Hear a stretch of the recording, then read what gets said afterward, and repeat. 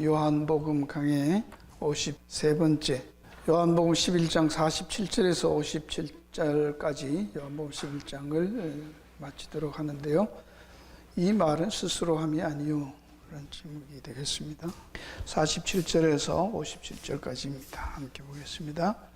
이에 대제사장들과 바리새인들이 공회를 모으고 가로되 이 사람이 많은 표적을 행하니 우리가 어떻게 하겠느냐.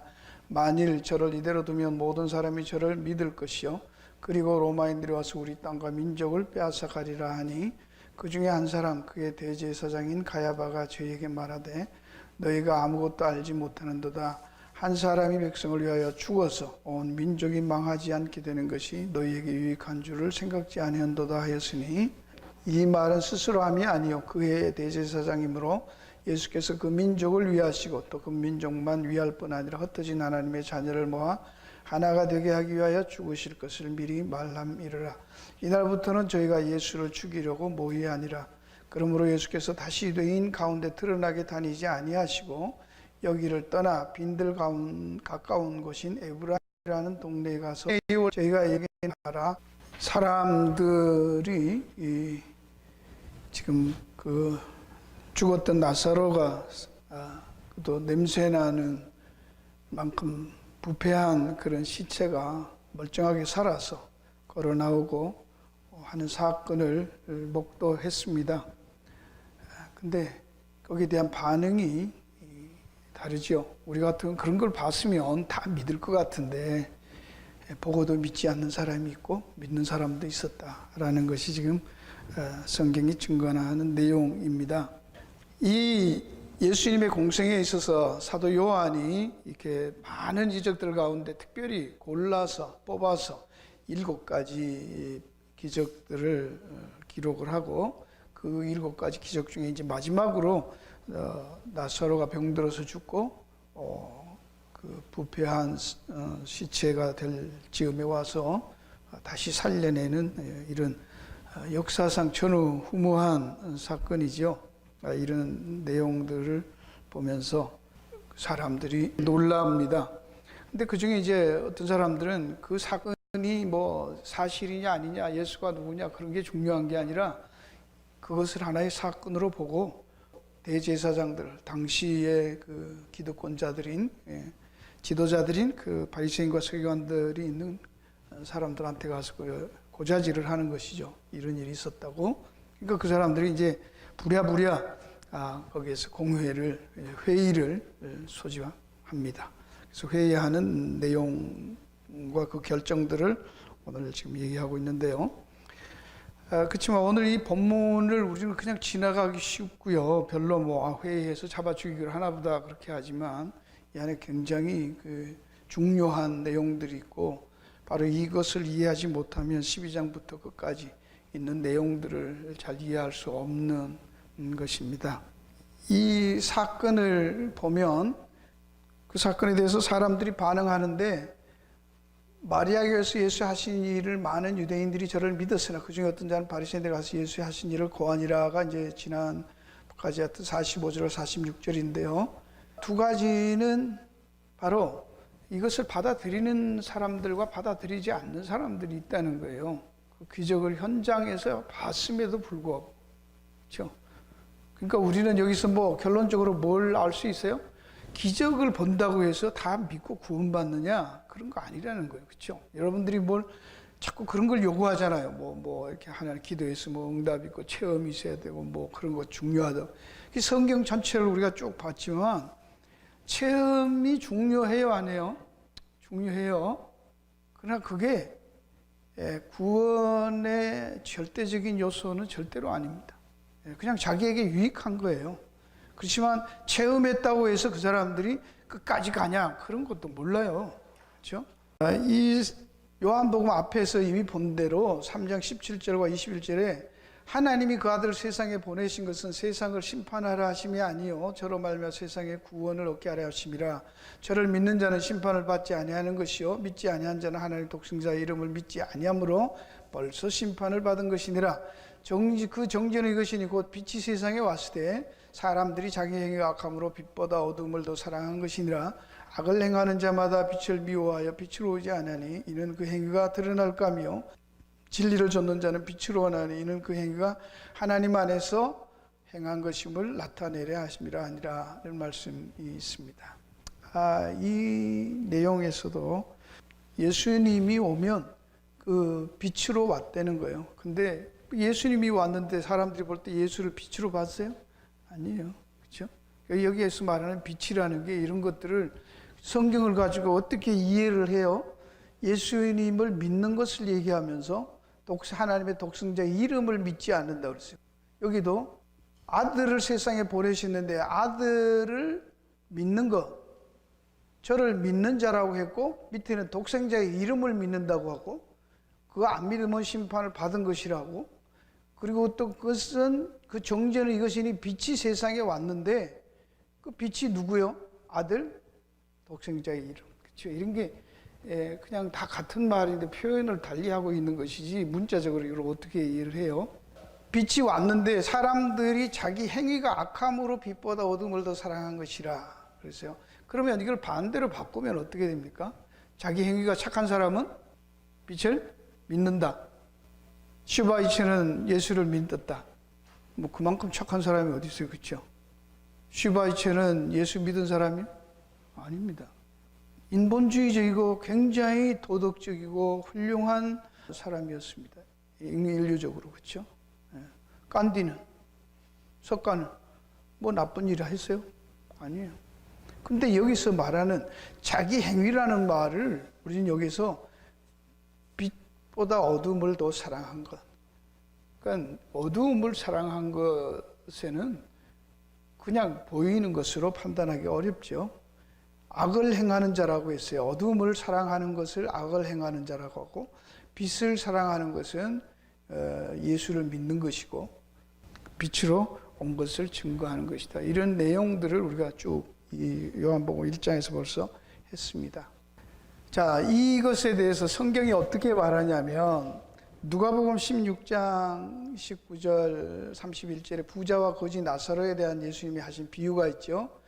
이 사람이 이제 그 부자가 죽어서 지옥에 가서 말합니다. 아브라함한테 아버지 아브라함이여 만일 죽은 자에게 저에게 가는 자가 있으면 회개하니까 제발 좀 나사로를 보내든지 해서 아니면 자기를 보내서 자기 형제들한테 이 지옥이 있다는 것을 알려서 하나님 믿게 좀 해달라. 그럴 때 예수님이 말하는 모세와 선지자들에게 듣지 아니하면 비록 죽은 자가 살아나는 자가 있을지라도 구원함을 받는다 안 받는다. 예수님의 말씀이 그렇죠. 그러니까 나사로가 죽은 자 가운데 살아나도 믿는다 안 믿는다. 그러니까 여기서 뭐가 중요한 거예요? 선지자들에게 모세와 선지자에게 하나님의 말씀을 듣지 않으면 그걸 내가 뭘 받냐 안 받냐는 것은 중요하지 않단 말이에요. 그래서 믿음이라고 하는 거예요. 그렇죠? 성경은 체험이 중요하다. 예수 믿는 사람은 성도는 뭘로 산다? 체험으로 살 것이니 그렇게 말해요. 뭐라고? 믿음으로 산다. 그렇죠? 이런 게 이제 왜 그런가를 우리가 그래서 묵상을 해야 되고요. 그 다음에 마태복음 12장 38절 42절 오직 요나의 표적밖에는 보여줄 게 없다고 예수님이 말씀하는데 그때 서기관과 바리새인 외사의 말 선생님 우리에게 표적 보여주기를 원합니다. 말은 뭐 무슨 말 하는 됐고 당신이 하나님 아들이니 뭐니 뭐 다 됐고 보여라 이게 증거를 보여라는 거야. 하나님의 아들이고 메시아고 그런 거 좀 그런 걸 표적을 보여달라는 거예요. 뭐 어떻게 보여줘야 되냐. 그러니까 예수님이 악하고 엄나는 세대가 표적을 구하나 선지자 요나의 표적밖에는 보일 것이 없다. 그렇게 말합니다. 요나처럼 사흘 물속 뱃속에 고기 뱃속에 있다가 나와서 복음을 전하고 니느웨가 회개하고 그런 것밖에는 보여줄 게 없다는 거예요. 근데 그 뒤에 쭉 보시면 이 42절까지면 예수 믿는 자리 심판 때 증인들로 등장한 느니웨 사람들과 남방 여왕이 심판 때 저들을 정죄할 것이라 그런 말을 해요. 이것도 뭐 다음에 나사도 얘기도 나오지만 우리는 이렇게 여러분들이 나가서 입으로 복음을 꼭 증거해야만 된다고 생각을 합니까? 그것도 한번 생각을 해보세요. 그죠? 기도해야만 하나님이 주신다든지 뭘 해야만 한다, 뭐 자꾸 그런 걸 강조하는데, 성경에는 뭐 다음에 또 할게요. 앞에도 쭉 해왔으니까 성경은 아니야. 하나님이 하신다는 거예요. 너희들은 다 모른다는 거예요. 그리고 하나님은 절대로 공식적으로 일하지 않으십니다. 그렇죠? 우리는 그냥 이렇게 예수 믿는다고 주일날 성경책 들고 교회에 오고, 뭐 진심으로 하든 안 하든, 그래도 식당 가서 이렇게 기도 좀 하고, 이렇게 쓱 하지 말고 그래도 기도 좀 하고, 그 자체가 뭐예요? 우리는 그냥 예수 믿고, 우리가 남들에게 내가 예수 믿는 표를 내든 안 내든 예수 믿고 내가 살아가고 있는, 존재하는 그 자체가 뭐예요? 믿지 않는 자들에게 심판의 증거가 됩니다. 우리가 증인이에요. 그렇죠? 그러니까 또 뭐 별로 전도 안 해도 되나 이렇게 생각하지 마시고요. 근데 너무 그런 거를 자꾸 강조하니까 교회에서 끝에도 나오겠지만 열매라든지 믿는 표적이라든지 이런 걸 자꾸 강조하니까 교회 안에서 경쟁을 시키는 거예요. 교인들. 믿음이 누가 좋으냐, 기도를 누가 더 많이 하냐, 너는 새벽 기도 몇 번 나오냐, 나왔으면 몇 시간 하냐. 그러니까 목사들도 교인들 나가기 전에는 안 나가고 엎드려 있잖아요. 뒤로 보고 아직도 있으면 또 하고. 그렇죠? 저도 그랬고. 기도해야 되고 철야기도 해야 되고. 하지 말라는 게 아니에요. 나 그걸 자꾸 공로로 쌓아가는 습성들이 교회 안에 자꾸 생긴단 말이에요. 뭘 체험을 했으면 그걸 하나님의 은사인 줄 알고 감사하면 되는데, 그걸 남들은 안 가지고 나는 가졌으니 그걸로 군림하는 거예요, 항상. 그런 것들이 자기의 영혼을 오히려 병들게 하는 것이죠. 자, 이제 이 얘기를 듣고서 이 사람들이, 지도자들이 모여서 공회를 소집을 합니다. 요즘 말하면 국회를 이제 소집을 하지요. 그 해놓고 지금 의논하는 내용들입니다. 여기 두 가지 이유가 있는데, 첫째, 지도자들이 공회를 소집한 종교적인 이유가 있습니다. 만일 저를 이대로 두면 48제에 모든 사람이 저를 믿을 것이요. 이게 문제라는 거예요. 그래서 표면적인 명분은 유대주의적 종교의 정통성의 혼란과 분열 방지를 위한, 자기들 가르치는 대로 다 하고 지금 잘 가는데 예수라는 사람이 나타나갖고 기적도 행하고 뭐 하나님의 아들이라 했었고 막 죽어도 산다고 하고 막 죽은 자 살리고 뭐 이러니까 이거 그냥 놔두면 어떻게 해요? 자기들이 해오던 거하고 정면으로 충돌되겠죠. 그렇죠? 두 그룹이 나눠지는 거잖아요. 그럼 국가가 분열되고 민족이 분열되고 통치에 어려움이 생기는 것이죠. 그러니까 이 사람들이 어떻게 해요? 안식일에 자꾸 죄인들을 살려 쌓고 무슨 일을 하니까 안식일 범한다고, 율법을 범하는 사람이라고, 그 다음에 죄인들과 교제를 하고 있거든요. 자기들은 상종하지도 않는 그런 아웃캐스트라고 자꾸 교제하죠. 그 다음에 자기를 하나님의 아들이라고 하죠. 성전을 비하하잖아요. 성전이 그들에게는 너무나 보물단지 같은 거고 상징인데, 그 성전이 이제 헐라 그러고 성전에서 뭐 도둑놈 소굴이라고 그러잖아요. 그 요거를 야단을 쳐대니까 저거 놔두면, 우리가 봐도 그렇죠. 우리 교회 와가지고 누가 이 교회 이거 뭐 하는 거야? 이거 기업이잖아. 목사 매기 살리려고 하는 거잖아. 자꾸 누가 그런 소리 하면 불편해요, 안 해요? 장로님들이 먼저 일어나서 그거 쫓아내야지, 그렇죠?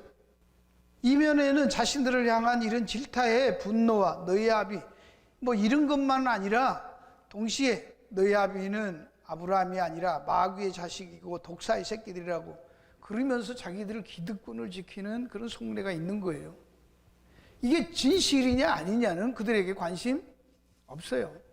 어떻게든지 합리화시켜서 어떻게든지 명분을 세워서 이 분열을 막고 자기들의 기득권을 지키자, 그쪽으로 갔다, 그런 얘기를 지금 하는 거예요. 겉으로는 굉장히 좋은 명분을 내세웠지만, 그렇죠?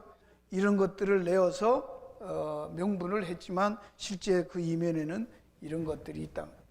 자기들한테 지장이 안 갔을 때는 예수님 사역할 때 그냥 가만 놔뒀어요. 근데 슬슬 저 갈릴리부터 해가지고 슬슬 와서 명절만 되면 유대 예루살렘에 와서 성전 안에까지 들어와가지고 이제 예루살렘에서 슬슬 일을 하기 시작하니까 그때 보면 요주 인물이 된 것이죠. 우리도 그렇죠. 뭐 영향이 없을 때는 그냥 놔둬요. 그렇죠? 아니 뭐 한국에서도 그렇잖아요. 정치하는 사람들도 그렇잖아요. 뭐 일반 사람들이 엿장수가 뭐 흔들면서 뭐 검찰 개혁한다고 안만 그래봐야 그 사람 뭐 잡아넣겠어요 뭐? 그런 것이지. 예. 그러니까 보통 우리는 이렇게 해도 소리가 없는 것은 우리가 별로 영향이 없으니까 누가 아무도 말 안 해요.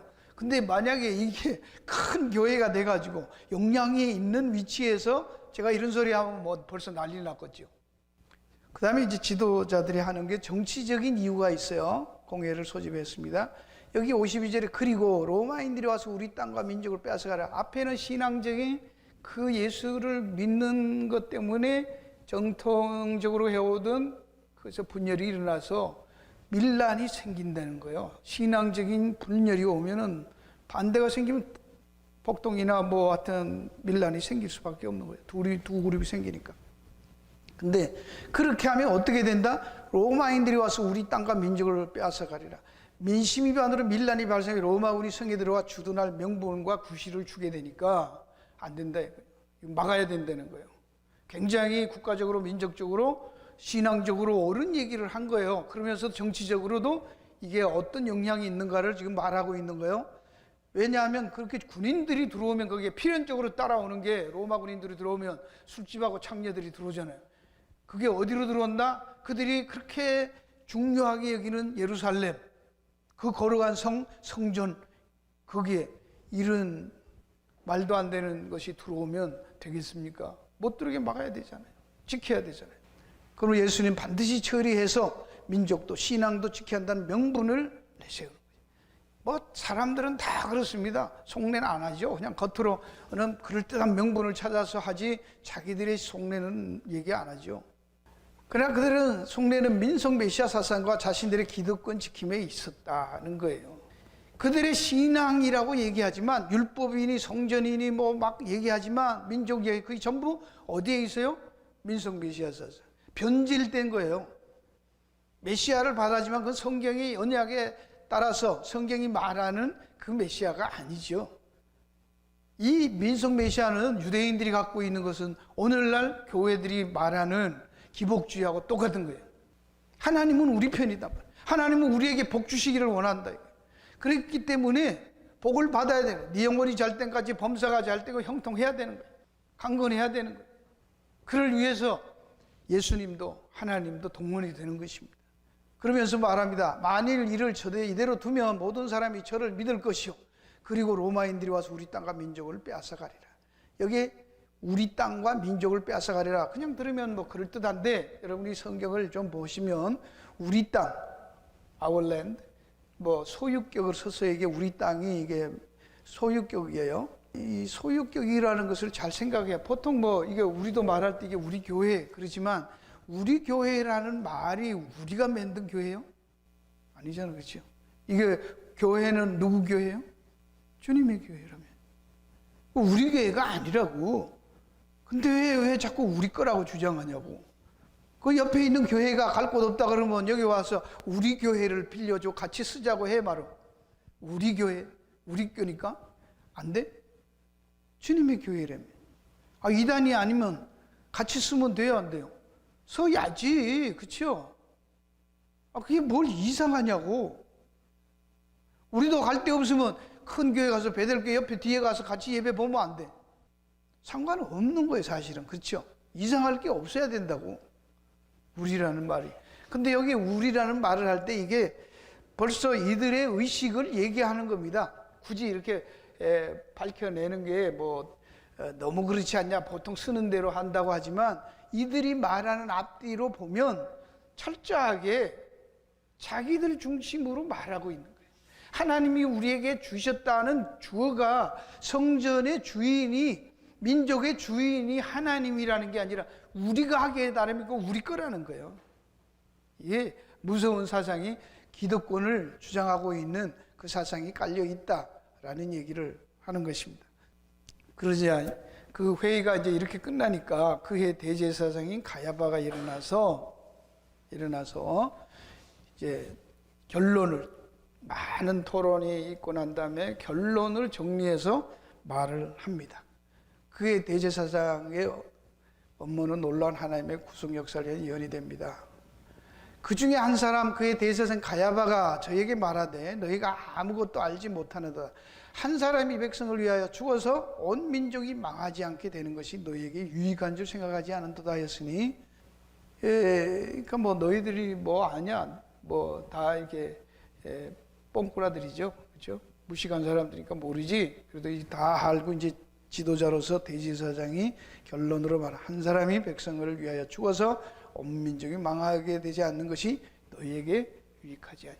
그러니까 어떻게 해야 된다? 한 사람 죽이자라는 거로 가는 거예요. 왜 죽여요? 앞에 있었던 그런 것 때문에. 민족의 신앙적인 전통이 깨지고 분열이 일어나고 그 분열로 해서 폭동이 일어나고 그걸 진압하기 위해서 로마 군대가 쳐들어와서 이 성에 주둔하게 되는 빌미를 제공하기 때문에 그런 일이 있어서는 안 된다는 거예요. 오늘날도 세상에도 똑같은 이게 세상 철학 아닙니까? 그렇죠? 기독교는 한 영혼을 천하보다 귀하게 해라는 말들을 하시잖아요. 한 영혼을 위해서 온 교회가 희생할 수 있어요? 그 한 영혼을 뽑아버려. 제가 마태복음 강의할 때도 여러분이 봤어요. 그죠? 한두 번 안 하면 어떻게 하라? 치리해버려라. 그래서 장로교 전통에도 치리라는 것을 그 성경 구절을 한다고 했어요. 그러니까 성경을 우리는 하나님에 대해서 전부 우리 생각으로, 우리 기준으로, 우리 상식으로. 이게 희생양이잖아요. 그죠? 하나님이 하시는 거예요. 하나님이 우리하고는 바꿀 수, 숫자로는 상대가 안 되잖아요. 어떻게 하나님 한 분하고 인간, 수억의 인간 전체하고를 어떻게 바꿀 수 있어요? 그건 가치가 말이 안 되는 거예요. 좀 지나친 예로, 아무리 진돗개가 있어도 진돗개 100마리하고 내 3대 독재하고 바꾸냐고. 말이 됩니까, 그게? 그러면 또 여러분 그럴 거예요. 그럼 뭐 우리가 진돗개입니까? 성경은 뭐라고 말합니까? 진돗개보다 낫다 못하다. 지렁이 같다고 하잖아요. 벌레라고 하잖아요. Nothing. 죄인들이에요. 그 죄인들을 대신해서 하나님, 당신도 아버지도 아니고 아들 하나님을 죽이시잖아요. 그게 사랑의 극치지요. 오늘날도 무슨 일이 생기면 정치적으로도 군사들이 하는 그런 전략에 있어서도 많이 이용하는 내용이잖아요. 시끄러우면 성동격서, 그죠? 동쪽에다가 와글와글 시끄럽게 하고 실제로는 서쪽으로 공격에 들어가는 그런 거. 한 사람을 왕따시켜서 쫓아내므로 전체가 평안해지는 거. 그런 거예요. 그게 좁아지면 어디로 갑니까? 그럼 참는다는 말이 필요 없죠. 사랑이라는 말이 필요 없잖아요. 수틀리면 다 뽑아내면 되잖아요. 근데 성경은 뽑아내라고 해야 말해요. 불편한데, 불편한 진실이지만 성경은 뽑아내지 말라고 하죠. 그죠? 그러면 여러분, 안 맞으면 이혼을 해요, 말아요? 이거대로 하면은 뭐, 수틀리면 다 잘라야지. 근데 이것은 스스로 함이 아니요. 그의 대제사장이므로 예수께서 그 민족을 대제사장으로 하나님이 세워놓고 그 대제사장이 하는 업무론인데 그 업무를 통해서 하나님은 가장 권위 있는 대제사장을 통해서 하나님의 뜻을 예언해 버리신 거예요. 그렇죠? 이게 얼마나 놀라운 일입니까? 오늘날 우리들은 너무 걱정을 많이 해요. 세상에는 이렇단 말입니다. 인간의 지혜와 하나님의 지혜, 고린도서 2장에 있는 6절 11절 말씀입니다.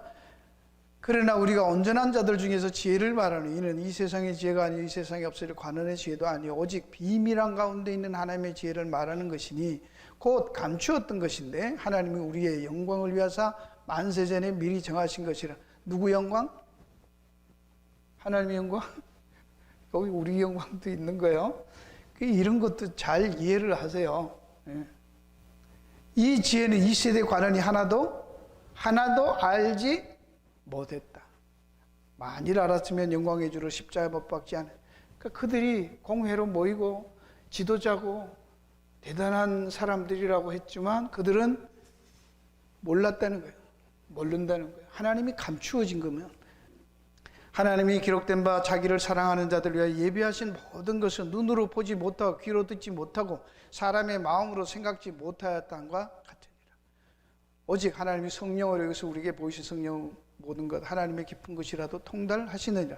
사람의 사정을 사람의 속에 있는 영외에는 누가 알리? 이와 같이 하나님의 사정도 하나님의 영외에는 아무도 알지 못하느니라. 그러므로 우리가 세상의 영을 받지 아니하고 오직 하나님께로선 영을 받았으니 이는 우리로 하여금 하나님께서 우리에게 은혜로 주신 것들을 알게 하라 하심이라. 이것도 뭐 많이 얘기했죠. 하나님이 은혜로 주신 것들만 아는 거지, 성령 받았다고, 예언의 은사 있다고 은혜로 주시지 않는 것도 안다. 그러니까 참 성경 보면 거짓말들을 엄청 해야 되는 거예요. 은사를 받았다고 해놓고는 막 점치고 돌아다니는, 그건 은혜로 주신 게 아닌데. 그러니까 예수님이 이제 죽이기로 작정을 합니다. 이날부터 저희가 예수를 죽이려고 모의한다가 53절이고요. 이제 54절부터 그러므로 예수께서 다시 유대인 가운데 드러나게 다니지 아직 여기를 떠나 빈들 가까운 곳인 에브라임이라는 동네에 가서 거합니다. 여러분, 이것도 이건 이제 오늘 예배 끝난 다음에 한 주간 제가 숙제를 드리려고 해요. 왜 예수님이 에브라임이라는 동네에 갔을까? 그냥 우리가 생각 그냥 그거 갔나 보다 이렇게 생각하면 안 돼요. 그렇죠? 예수님이 가실 때 사마리아로 일부러 들리시죠. 돌아서 거리로 들어가잖아요. 누구 만나려고? 우물가의 여인 만나려고. 그러니까 하나하나가 성경이 그 수많은 사건들 중에 사도 요한은 이 기록하는 것은 하늘을 두루마기로 바다를 먹물로 삼아도 다 기록할 수 없는 것이지만 그 중에 추리고 간추려 삼은 하나하나의 사건 하나가 의미가 있지 않겠습니까? 그렇죠?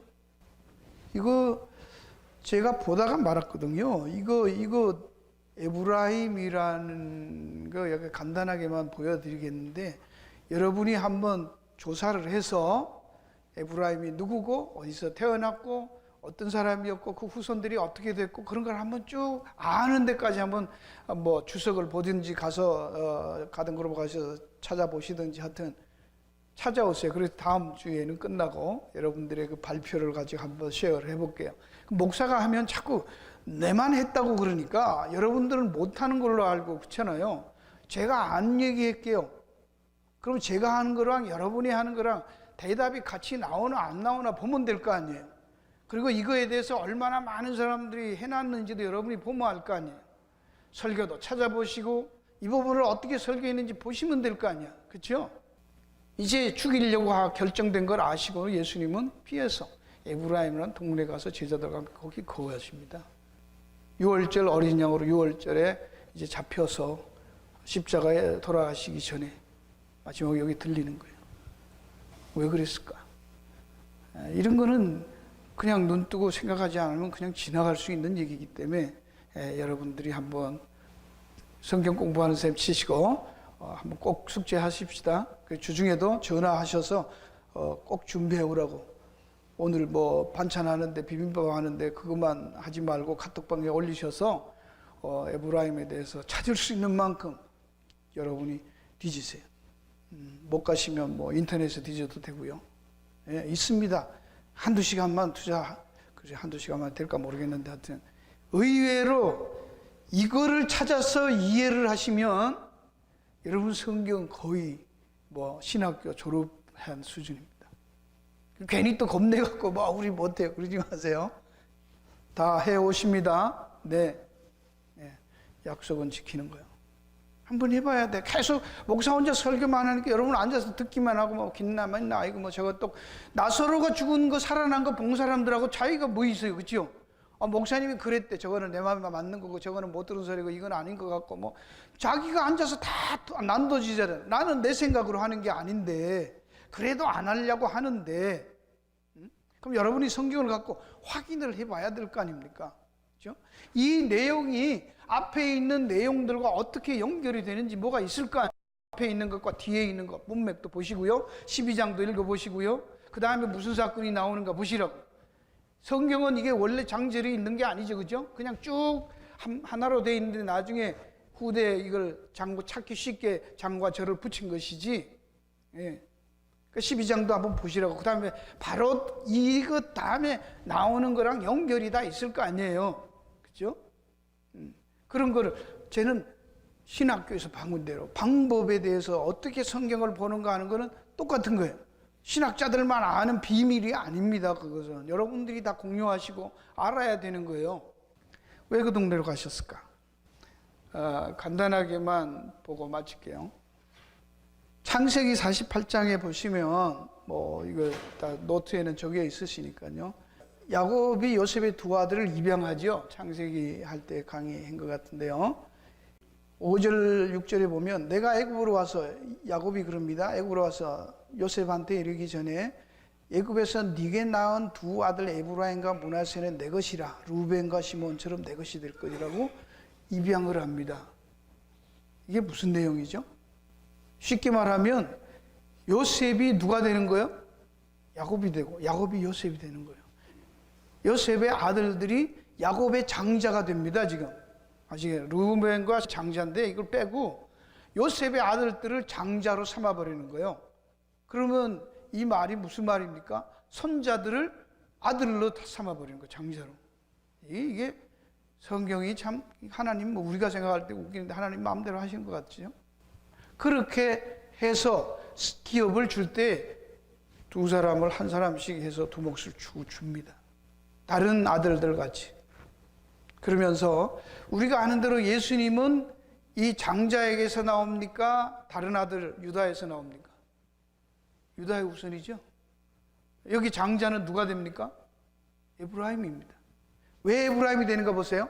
원래 여기 나오는데 여기 에브라임과 므낫세에서 므낫세가 큰형이에요. 맞이에요 원래는. 그런데 야곱이 데리고 오라고 하니까 갔더니 어떻게 해요? 요셉이 그 아비가 우스로 에브라임 머리에 얹는 것을 보고 기뻐하지 않아 아비의 손을 들어 에브라임 머리에서 므낫세 머리를 옮기는.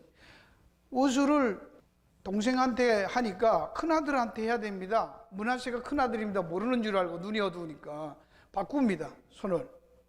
근데 야곱이 뭐라고 그래요?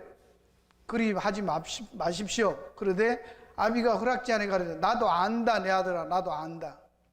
안다는 거예요. 내가 의도적으로 그랬다는 거예요. 알고. 그도 한 족속이 되며 그도 크게 되리니와 그 아우가 그보다 큰 자가 되고 그 자손이 여러 민족을 이루리라. 므낫세 형도 큰 민족이 될 거야. 그렇지만 그 아우가 더 큰 민족. 아우가 앞서게 된다는 이런 내용들까지 있으니까 우리가 아는 대로 아마 여러분이 한번 조사해 보세요. 여호수아가 누구 지파인지 하여튼 그런 것부터 에브라임 지파가 어떻게 되는지, 어떻게 이렇게 쭉 흘러가서 가는지, 거기에서 어떤 결과가 되고 왜 예수님이 걸로 가는가, 이런 것들이 한번 추적을 해보시면 여러분이 성경을 보는데 재미도 있고 이해하는 폭이 확 넓어질 거예요. 하나님이 어떻게 역사하시는가. 중요한 얘기입니다. 이게 또 숙제 내주는 교회는 또 처음인데, 이게 제가 다 하면 여러분이 그냥 지나가기 때문에 한번 해보시라고. 예. 이건 그냥 별로 설교도 안 나오고 없기 때문에 여러분이 해보라는 거예요. 자, 이제 여기 보면 55절에 유대인의 유월절이 갖고 많은 사람이 자기를 섬기고 유월절 전에 시골서 예루살렘으로 올라갑니다. 여기 성경에는 아까도 자꾸 그거를 너무 지나치게 자꾸 이렇게 기득권 챙긴다, 뭐 한다, 소유격을 쓰는 주격으로 소유라고 자꾸 자기들 소유로 얘기했냐, 그런 것이 아니고 전체 문맥에서 지금 보시면 그런 의도가 똑같이 그냥 우리가 우리라고 하는 거하고 그들이 우리라는 말이 다르다는 얘기입니다. 성전을 자기 소유로, 자기들 거로, 자기들의 장사 미천과 근거와 장터로 여기는 거예요, 그들은. 그러니까 하나님이 그 성전에 대해서, 제물 드린 거 예배에 대해서 그렇게 싫어하셨던 거잖아요. 유대인의 유월절이라고 말하는, 일부러 여기 요한은, 사도 요한은 유대인의 유월절이라 그냥 유월절이라고 하지 왜 유대인의 유월절이라는 말을 했을까요? 의도적으로 지금 꼬는 거잖아, 지금. 그렇죠? 성경적이고 언약적인 면에서 유월절이 아니고 민족적, 종교적 절기로 변질됐다는 걸 드러내기 위해서 이렇게 의도적으로 쓰는 거예요. 요한복음에 특히 유대인이라고 말할 때 그는 변질된 종교 지도자들을 총칭할 때 이 유대인이라는 말을 써요. 이런 절기에 참 유월절의 어린 양으로 그 민족을 위할 뿐 헛된 하나님의 자녀를 뭐 하나가 되기 위하여 죽으시는으로 언약을 성취하실 것을 예언한 것이 되는 거예요. 이 내용을 깔고 지금 요한이 기술하고 있다라는 얘기입니다. 여기 에브라임이라는 말도 열매예요. 열매라 임, 이게 붙은 복수 어미가 붙어 있거든요. 샤마임 이런 말은 그 이름 뒤에 이렇게 임이 가면 이걸 쌍수라고 엘로힘 이렇게 이게 붙으면 복수가 아니고 상수라는 말은 짝이 있다는 얘기예요. 예, 짝. 하늘 그러면 하늘이 있고 땅이 있고 땅이 있으면 하늘이 있고 그 짝을 얘기할 때 이 상수라는 것을 써서 에브라임이란 말이 열매인데 열매에 짝이 있는 열매. 이 열매가 하나가 아니고 그 반대편에 있는 열매 하나가 더 짝을 이루는 열매. 이런 것들이 있어요. 므낫세는 제거되다, 잊어버리다 뭐 그런 뜻이에요. 그러니까 이 맏의 아들 므낫세는 잊어버림이 되고 둘째 아들이 열매를 짝으로 맺을 것이다. 그런 이름을 가지고 있어요. 이것도 이제 가지고 찾아보시면 이 에브라임과 므낫세의 이름을 가지고 하면 그런 게 그러므로 성경이 말하는 참 열매는 하나님의 일하심으로 완성되는 모든 그 완성되는 것들을 열매라고 말하는 것이지, 우리가 아는 어떤 우리의 노력의 결과로 열매라는 말을 절대로 성경은 하지 않습니다. 우리께 들어가면 그것은 절대로 아닙니다. 성령의 열매라고 말해요. 그렇죠? 성령이 맺으시는 열매. 예. 주격이죠. 그래야 맞지 않겠어요? 우리가 뭐 옳다고 해서 다 옳은가요? 하나님이 다 옳다고 인정하시는 게 아니잖아요. 철저하게 성경은 하나님이 시작하시고 진행하시고 결과 맺은 것만을 찾으세요. 할렐루야. 그것만이 진짜예요. 그래서 성경도 예수를 처음 익은 열매라고 하죠. 처음 익은 열매. 부활의 첫 열매. 아들, 첫 아들. 여러분이 성경에서 말하는 그런 것들을 그 헌금이라는 것도 대표의 원리가 있지 않습니까? 어떤 사람들은 뭐 11조 그러니까 그거는 율법 생기기 전에 아브라함 때 있었다 이거예요. 그죠? 멜기세덱한테 아브라함. 거기도 보시면 아브라함이 11조를 낼 때 뭐에 11조를 내요? 전리품.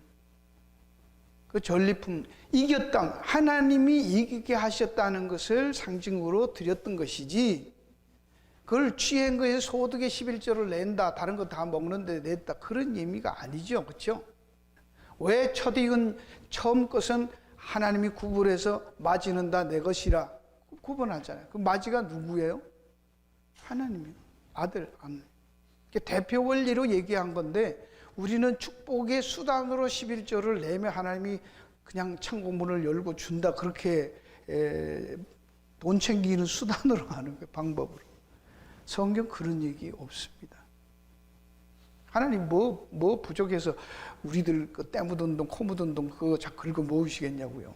그걸 뭐 다리미로 다려내면 받고 안 다려내면 지저분하다고 하십니까? 세탁해서 해야 됩니까?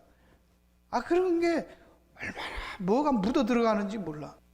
오늘 하나님이 찾으시는, 결론적으로 이 에브라임을 찾으시는 건데, 그것도 하지만 열매예요. 이름이.